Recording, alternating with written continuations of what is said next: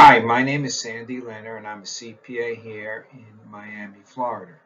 If you're thinking about or in the process of obtaining a home medical equipment license from Florida's Agency for Healthcare Administration, also known as AHCA, and want to learn more about the proof of financial ability to operate, then this video is right for you. Also, in this video, we'll explain what is unique about the home medical equipment provider's proof of financial ability to operate as required by AHCA. It's going to be a deep dive designed for bookkeepers, accountants, and owners who are not familiar and want to learn more about this form. The proof of financial ability to operate is a projection. It shows AHCA that the applicant has a well thought out financial plan and that the projections are achievable. The proof of financial ability to operate is effectively a formalized financial screening process to filter out the non-serious applicant or the applicant that may not have the know-how or the financial resources to operate a business. Effectively, it shows that they have or lack the financial ability to operate, hence the name of the form. The proof of financial ability for a home medical equipment provider is more complicated than a regular provider of services because of the inventory and the cost of goods sales reporting. I'm going to go over the differences very briefly here, and then we'll go over each one. Basically, the profit and loss statement will show the gross profit or the net operating revenue by year. Schedule 6 will show the gross profit by month. Schedule 2 will show the personnel that are specialized for a home medical equipment provider. You'll see in Schedule 3 the annual sales by major product line or unit item. You'll see the inventory in the balance sheet. You'll see the inventory change on the statement of cash flows, which is Schedule 7, and then we'll also see some exemptions. Schedule 4 is a summary of the gross revenue and the deductions that go from gross revenue to net patient service revenue. The cost of goods sold is the focus on this page. If you are a drop shipper, then the only relevant aspect of cost of goods sold is your material costs. Likewise, for a reseller or a distributor that has limited assembly of the inventory finished good product, only the material cost is relevant. However, if you manufacture the inventory, then you will have, in addition to the material cost, you will have direct labor and factory overhead. The accounting for this concept is complex. Unless you're an accountant or a bookkeeper with software designed for manufacturers, the accounting for cost of goods sold and ending inventory, which you will see very shortly on the balance sheet, is often very time-consuming and prone to errors.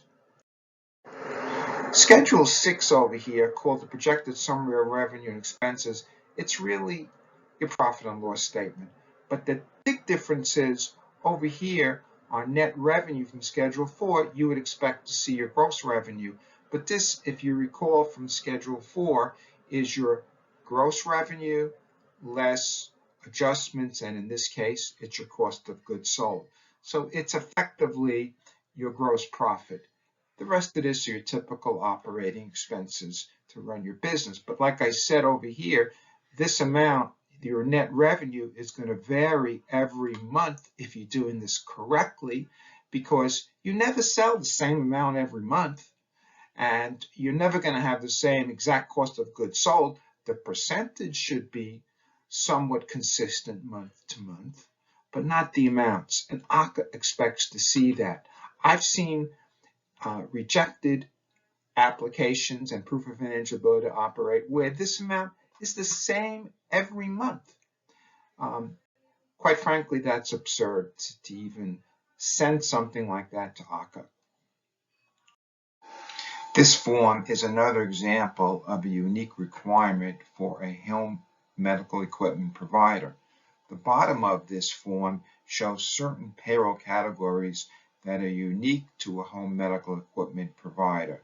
The sale of medical equipment may require delivery, maintenance, product setup, inventory control, etc. So it's important to include these payroll categories in the form. In this example, the applicant is a drop shipper, so most of these home medical equipment categories are not relevant in this case. Here's a tip. Even if you plan to work for free, you need to include a payroll cost for this form. Schedule 3, HME, is another special form that is unique for a home medical equipment provider. And basically, it has a requirement to show sales by unit, category, and your average unit price. So when you multiply these numbers out, you will get the total sales for the entire year. Schedule 5 is your balance sheet, and on this schedule, there has to be an inventory amount unless you're a drop shipper. I've seen this where the amounts are the same in both years, and obviously that was rejected by AHCA. Schedule 7 is your projected statement of cash flows. And over here, what I wanted to show you on this bottom here, the change in inventory. So they want to see that inventory fluctuating or changing every single month. The exemptions here, I'm just showing you some examples. This is from the AHCA website, which I'll show you in a second. But just in case you're not familiar with the exemptions for certain diabetic, orthotic, and prosthetic products. Here is a screenshot from the AHCA website. It's very helpful. It has frequently asked questions, such as the one I just showed you in the previous page. And unless you hire a healthcare consultant or an attorney, you need to be very familiar with this section and everything that has to do on the AHCA site for home medical equipment providers. So I hope you found this helpful. Feel free to contact me if you need help with preparing the proof of financial ability to operate. Finally, if you found this video helpful, subscribe or give it a like, and more importantly, call me or text me or send me an email, and I'd like to help you out.